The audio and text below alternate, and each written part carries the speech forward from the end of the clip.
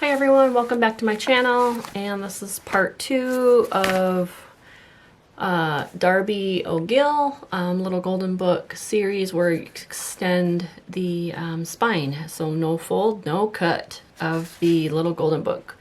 So let's get started on the next part. So this is already dry, and you can watch the first video that explains how I extended the spine, and it is hard as a rock. So that is not gonna bend or anything. Okay, so now the next step, what I do is I select my papers. So I wanna get this big book out of the way.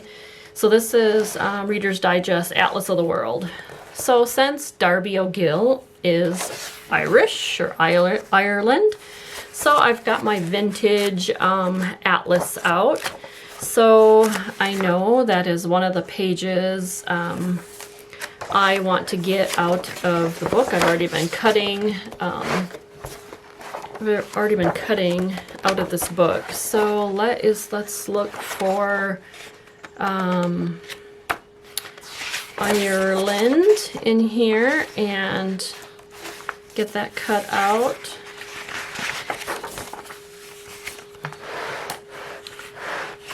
Okay, I thought it should goes in there. All right, now I've went through kind of all of my inventory, and so I've picked out, because the book has lots of, you know, here's the story. So I look at the story pages actually. So I kind of go through and I look at the story pages. Of course, it has like this beautiful emerald green. Here is some golds because of the gold. There are some nice royal blue pages. There is a horse image, there's some violins, we have, you know, the leprechauns, and so I always look through the pages and look at the elements of my little golden book. Here's an old house, there's some stone, there's the horse, the very dark blue again, there's a lantern, he wears a beanie hat, some more stone, there's a cane, he's wearing red also, and pots of gold. So I kind of look at all those elements. Then I start going through my library, and let me tell you, this is not a really quick process. It takes me a very long time to nearly go through all of my books in my library that I want to choose my papers. So I choose them very wisely. Okay, so I have my small, I'm sorry, what size are these? These are the 6x6 pads. I picked those up at a garage sale. So here I have some nice colors of some greens I'm going to put in. So now I'm choosing my papers. Okay, and then I have this parchment paper that is a gold color. Love that. I'm going to keep that. Okay, so here is a children's book page that has a bag of gold. So I am going to use that. Here is a gold doily. Going to use that. Here is some vintage wrapping paper, and it has kind of a tan with green vinery on it. So I'm going to use that. Green paper. Some more green paper. I love going to garage sales and buying up people's leftover scrap paper that they didn't want. I got a whole entire tub full for like, I mean an entire tub, a Rubbermaid tub for like 20 bucks, and it was just so full of stuff. Unbelievable. And it was actually like her grandfather's, so that was an awesome find. Okay, so here's some, the dark burgundy. Here's some more green. Here's some striped. This is all striped, yep. Here's clovers. Okay, here's some book pages. Okay, so here's one that has a pot of gold here. You know, lots of gold. So I'm going to use that book page. Here is a, let's zoom in a little bit so you can see. So this one is an Irishman. He is actually wearing the Irish, you know, the kilt and stuff. And this is a poem. So I am going to put that in there. Here's my first, I think it's my first words. My first picture dictionary, I think. So here is one that says gold, and it's a pot of gold. Isn't that cool? So I'm going to use that in there. Here is a children's encyclopedia, and this one talks about the Blarney Castle in Ireland, and then the tartan. That's for Scottish, but it's kind of all, you know, so I'm going to use that. That's really cool. Then I have a book called I Can Draw. And here is a, sorry I have a little glare from my camera light. I ordered a new light from Amazon, so I'm waiting for it to come. So here is an I Can Draw, and it's a, the Scotland bagpipes. So that was super cool. I will put that in there. Here's some more gold paper with little tiny lines on it. Here's some Scottish looking plaid. Some more plaid. Some more green. Here's a lighter green. Dark green. Here's a dark blue. Here's some more green. Here's some goldish dark green. Some blue. Here's some, this is a cardstock, and this is a cardstock.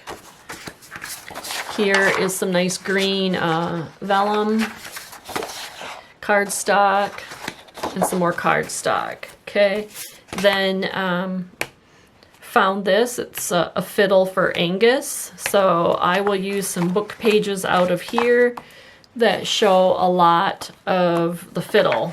And so this will be great. See, like this one here where he's got a plaid shirt on, kind of looks Irish or Ireland. So I will use some of these pages in this book. So I just grabbed the whole book. I didn't tear them out yet because I haven't decided which pages.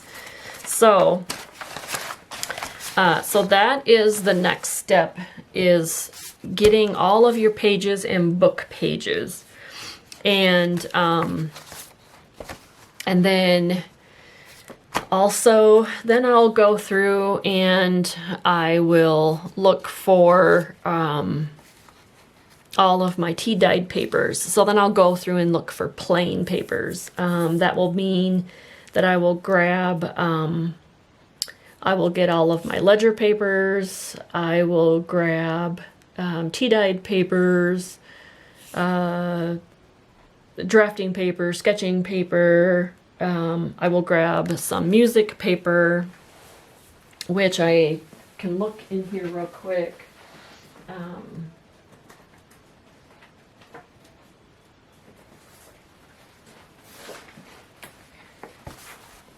So I will grab that, see, and I will look for, these are some loose ones that I've already tea dyed, but I'll look through and see if, you know, I can find some that, you know, talk about, I don't know, maybe there's some titles that say pocket full of gold, or, you know, I don't know, or maybe there's some Irish music in here, I don't know. But I will look for some music to go in there, and see, like, here's just plain, it doesn't have a title on it, so I will probably tear out some of these and put in there. So I'll grab one of those and so forth. And so then I will grab also grafting paper,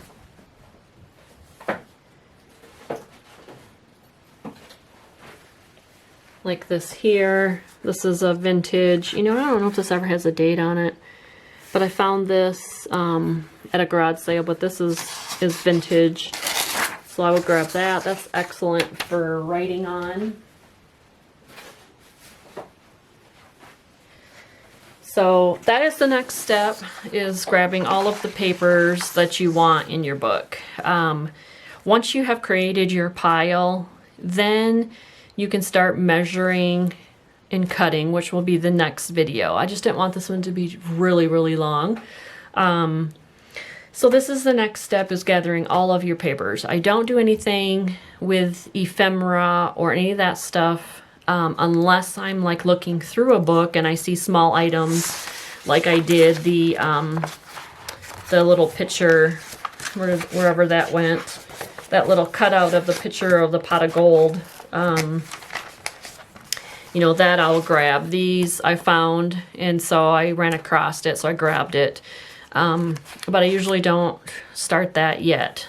I want to see how much paper and items that I want in it as to before I make my spine.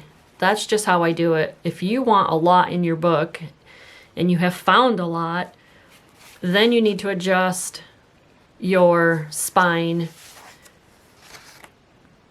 beforehand. You know, you want to do that first and then make your spine. I don't know. That's just how I do it.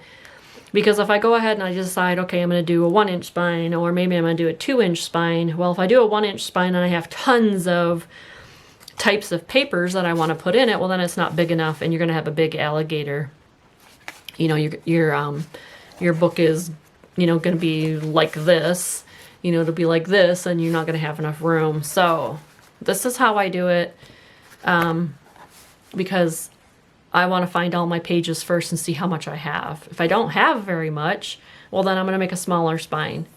So that's where I'm at. So that's the next step for Little Golden Books. This is my theory, how I do it. You can do it your way, but this is how I choose to do it.